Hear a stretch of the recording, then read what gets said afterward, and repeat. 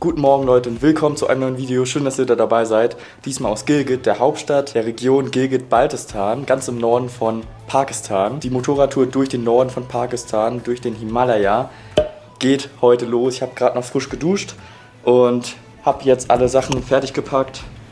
Kamerarucksack, großer Rucksack und ein paar Sachen, die noch hier bleiben werden. Und dann schwingen wir uns jetzt auf dem Motorrad und dann würde ich sagen, geht's rein in die Berge. Ich bin mega gespannt, das ist ein Traum seit mehreren Jahren von mir. Erstens in Pakistan zu reisen und zweitens mit dem Motorrad durch den Himalaya zu fahren. Also ich bin super gespannt, wie es wird. Die Motorräder stehen schon da. Ihr fragt euch vielleicht, wie ich von Islamabad, der Hauptstadt von Pakistan, bis hier nach Gilgit in den Norden gekommen bin. Das war eigentlich relativ entspannt. 15 Stunden mit dem Nachtbus den Karakorum Highway entlang, hier bis nach Gilgit. Da bin ich vorgestern angekommen. Gestern war dann einfach ein Tag zum Ausruhen, denn die Fahrt mit dem Nachtbus war doch schon sehr, sehr anstrengend, auch wenn ich sage entspannt, weil man kommt halt über Nacht ans Ziel, aber ich habe absolut nicht geschlafen und die Straßen waren teilweise richtig, richtig kurvig und steil. Und ja, ich zeige euch mal ein paar Ausschnitte. Es ist auf jeden Fall eine super geile Landschaft, aber auch extrem gefährlich. Ein kleiner Ausschnitt und dann sehen wir uns gleich wieder.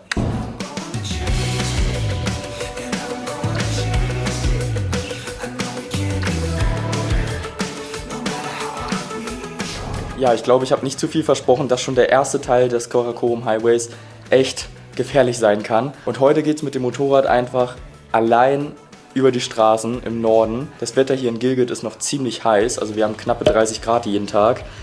Das ist halt gerade mal 1300 Meter hoch, dementsprechend doch relativ warm. Als wir oben mit dem Nachtbus auf dem Pass waren, den wir überqueren mussten, waren es locker 0 Grad und ich habe wirklich gefroren mit meinen kurzen Klamotten. Jetzt in den Norden soll es halt wieder kälter werden, weil wir fahren jetzt ein paar 100 bis 1000 Höhenmeter und dementsprechend ist es natürlich auch kälter und ich habe mir hier zum Schutz vor der Sonne, denn ich habe mir gestern schon einen Sonnenbrand geholt, ein langes T-Shirt angezogen oder ein langes Hemd, sonst verbrennt man hier wirklich auf dem Roller, denn ich saß gestern nur hier in dem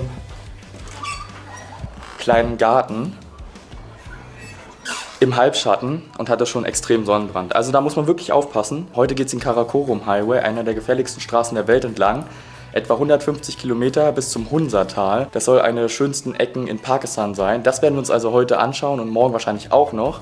Und dann geht es noch viel weiter in Ecken, in denen wir noch gar nicht wissen, wo wir wirklich hinwollen. Also ich würde sagen, Sachen auf den Rücken und los geht's.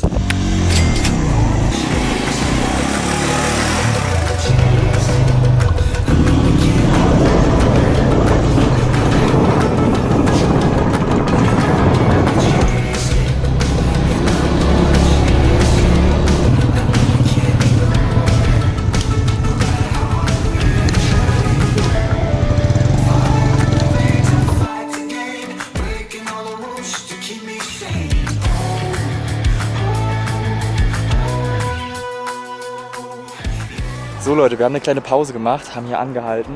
Hinter uns der Rakaposhi, einer der höchsten Berge der Welt. Die Schneemassen da oben, das sieht so surreal aus, als wäre man einfach in so einem Gemälde drin. Schaut euch das mal an, hier unten die grünen Täler und dann geht's hier hoch, trockene Berge und da oben hast du hunderte Meter Schnee. Das kann man hier auf der Kamera gar nicht so gut festhalten, wie es wirklich ist. Das sind Schneemassen, ich weiß gar nicht, wie da Menschen dort oben bis auf den Gipfel überhaupt raufsteigen sollen. Die Motorradtour macht auch super viel Spaß. Und gerade, dass ich nicht alleine fahre, macht auch noch mehr Spaß. Also mit Elle und Dominik, da hinten sind sie. Ist einfach super cool und ich glaube, wir sind ein echt gutes Team und es macht echt Spaß zusammen. Das kann man gar nicht so richtig in Worte fassen, finde ich. Ne? Schaut euch das hier an. Hier kommt der ganze Schutt runter und trotzdem wachsen dort Pflanzen. Weiter geht's, Leute.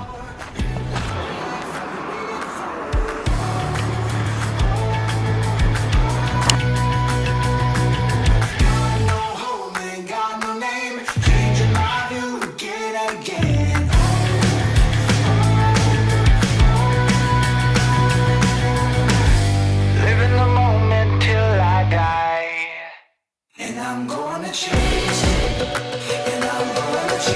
it. I know we can't ignore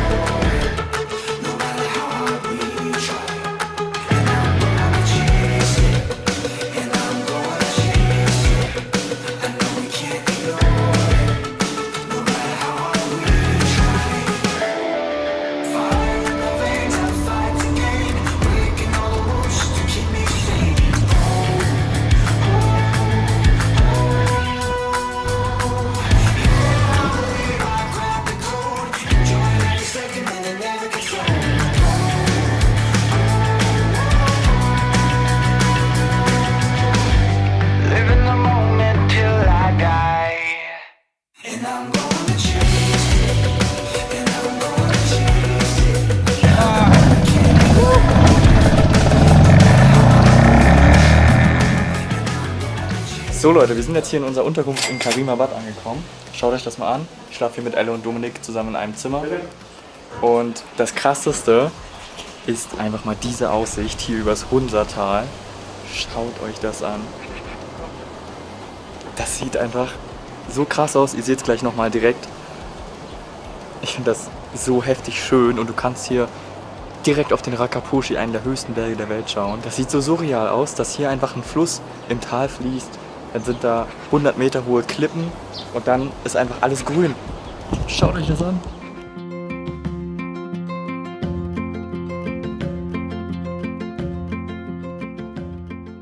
Hier sind Kirschbäume, da sind keine Kirschen mehr dran, aber hier sind noch kleine Pfirsiche dran und die dürfen wir sogar snacken. Aber jetzt gibt es erstmal einen kleinen Tee zum Ankommen. Wir haben es jetzt nochmal richtig gut gehen lassen und noch was gegessen. Um genauer zu sein, Curry mit Chapati, das ist so ganz, ganz dünnes Brot, ne, also wirklich so 1-2 Millimeter dick und das dann einfach so reingetunkt. Zeige ich euch auf jeden Fall demnächst mal, wenn wir es wieder essen. Jetzt lassen wir auf jeden Fall nochmal die Drohne steigen, denn die Sonne geht gerade unter. Wir haben es gerade mal 6:30, aber wir sind ja ziemlich weit in den Bergen, jetzt so auf 2.500 Meter etwa. Und drumherum sind die 6.000, 7.000er Berge, dementsprechend geht die Sonne natürlich schon etwas früher hier unter. Also viel Spaß mit den Drohnenaufnahmen.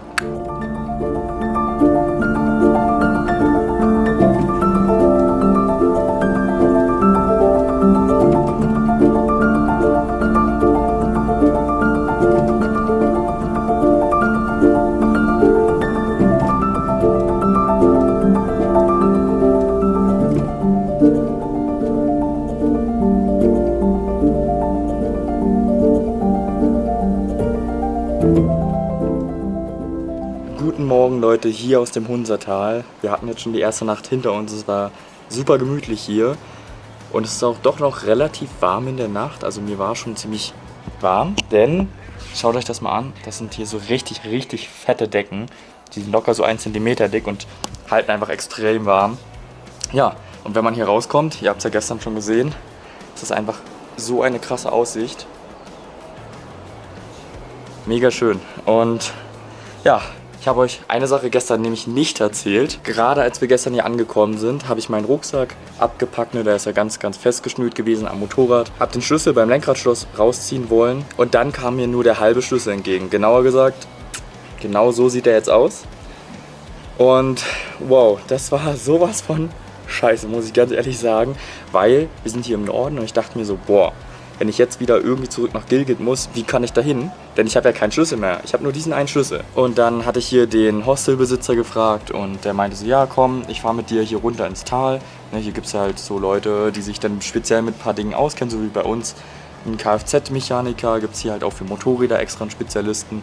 Die haben natürlich keine Ausbildung, so wie wir, aber durch die Erfahrung, die sie über die Jahre sammeln, sind die mindestens genauso gut und ich würde sagen noch viel, viel erfinderischer, weil es ja nicht so TÜV geprüft ist wie bei uns. Da haut es auch irgendwie alles anders hin.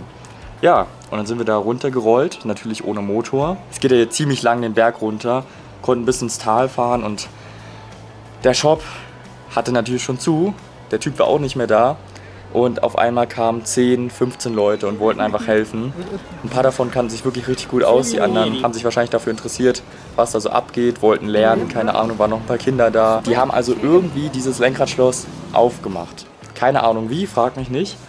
Und haben dann den Schlüssel mit Sekundenkleber geklebt und haben ihn in die Zündung reingesteckt. Dann ist er natürlich wieder stecken geblieben, wussten die auch.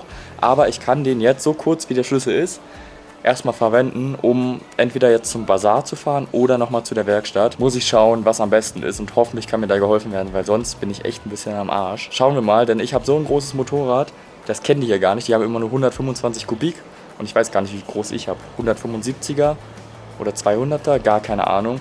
Kenne mich da nicht so aus. Also falls sich jemand von euch mit Motorrädern auskennt, schreibt mir mal gerne, welche Kubikgröße das ist. Ich habe da null Ahnung von. Ja, also werde ich jetzt mal mich aufmachen, hoffentlich mein Motorrad zu reparieren, damit wir auch morgen weiterziehen können, denn wir haben schon wieder richtig, richtig geile Dinge geplant. So lange seht ihr noch ein bisschen was hier aus Karimabad. Mega, mega geil. Der Rakaposhi ist gerade wieder in Wolken gedeckt Und da ist noch ein anderer 7000er, weiß ich schon wieder gar nicht den Namen, denn es gibt hier so viele. Jeder Pakistani hat mir empfohlen, ich soll in das Hunsatal kommen. Genau hier sind wir und es sieht wirklich atemberaubend schön aus, Leute. Ich werde euch auf jeden Fall noch mal viel mehr davon zeigen und sobald mein Motorrad repariert ist, werde ich hier auch noch mit Elle und Dominik ein bisschen mehr rumfahren. Da habe ich mega Bock drauf. Ich liebe es hier irgendwie Motorrad zu fahren. Habe mich da so ein bisschen drin verliebt. Jetzt erstmal genug gequatscht, dann würde ich sagen, wir sehen uns gleich auf dem Motorrad wieder.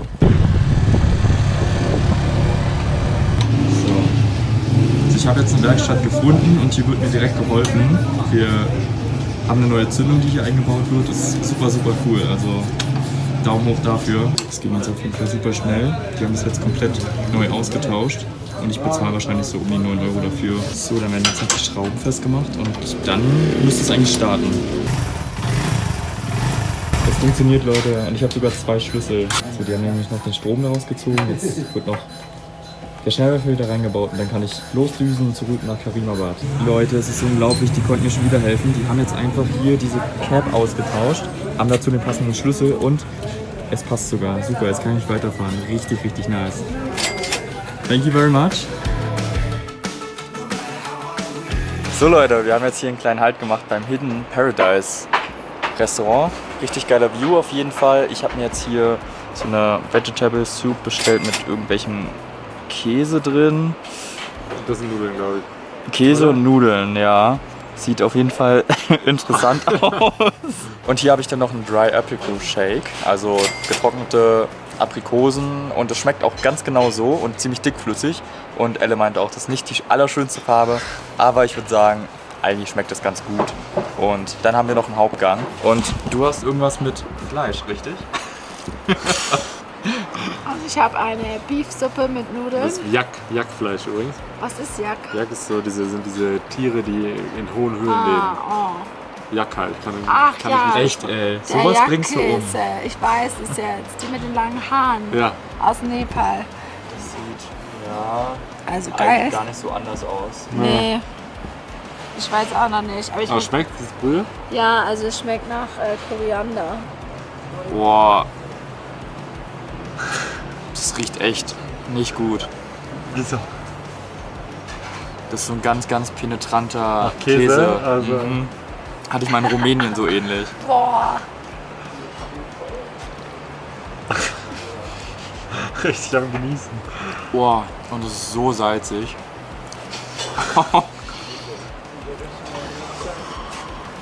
Ja, war jetzt vielleicht nicht die beste Wahl. Das ist auch Jackkäse, ne? Ja. Das ist so ein richtiger.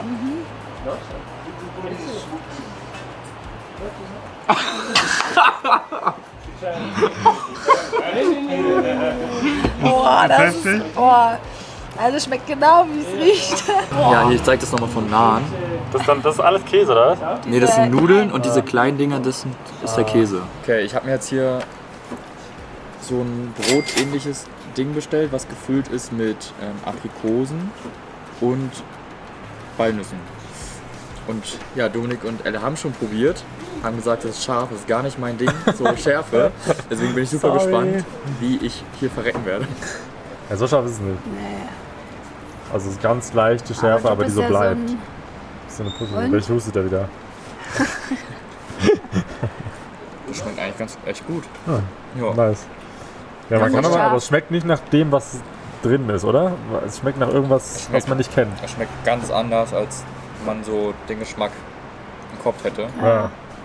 Findest du es scharf? Ein bisschen, aber nicht doll. Okay, sehr gut. Und wenn ich das sage, dann heißt das schon was. Das stimmt. Hey Leute, ich bin gerade wieder in unserer Unterkunft angekommen, hier in Karimabad. Wir haben ja gerade noch Abendbrot gegessen, das war super, super lecker, ziemlich interessant und letztendlich doch ziemlich scharf. Also irgendwie müssen da Chilis drin gewesen sein an ein paar Ecken von diesem Brot, was ich als letztes gegessen habe mit der Walnussfüllung und sonst was. Da hat es mich richtig zerstört. Ja, nee, aber ansonsten super leckeres Local Food, also was es hier eher im Norden gibt. Genauso was Dominik hatte mit dem Jackfleisch. Das gibt es sonst in Pakistan halt auch nicht, nur hier in den nördlichen Regionen. Hatten wir vorher auch noch nicht gesehen. Und ansonsten geht es am Morgen mit der Motorradtour weiter. Ich habe da super viel Bock drauf. Wir gucken uns erstmal ein kleines Tal an, das soll mega schön sein. Und dann geht es weiter Richtung Norden, denn wir wollen ja zur chinesischen Grenze. Und da wartet einiges auf uns. Aber ich will nicht zu viel verraten, Deswegen erstmal cool, dass ihr eingeschaltet habt für dieses Video. Schaltet auf jeden Fall wieder beim nächsten ein, denn da sehen wir uns dann wieder. Da geht es dann Richtung China. Ich freue mich so drauf. Aber hier Karimabad kann ich jedem nur empfehlen. Das Hunsatal ist wunderschön. Ihr habt ja auch die Drohnenaufnahmen gesehen. Boah, ich könnte mich dran gewöhnen. Also ich könnte hier echt noch länger bleiben. Naja, vielleicht komme ich ja nochmal wieder. Auf dem Rückweg auf jeden Fall. Ob ich hier schlafe, schauen wir mal. Vielen Dank auf jeden Fall fürs Einschalten. Wir sehen uns beim nächsten Video. Hier in der Mitte des Displays könnt ihr meinen Kanal kostenlos abonnieren und ich verpasse keine Reisevideos mehr. Links und rechts davon verlinke ich euch einmal meinen ganzen Weltreisevideo-Playlist und meinen letzten Weltreisevlog hier aus Pakistan. Schaltet da auf jeden Fall ein. Wir sehen uns beim nächsten Video. Bis dahin, ciao.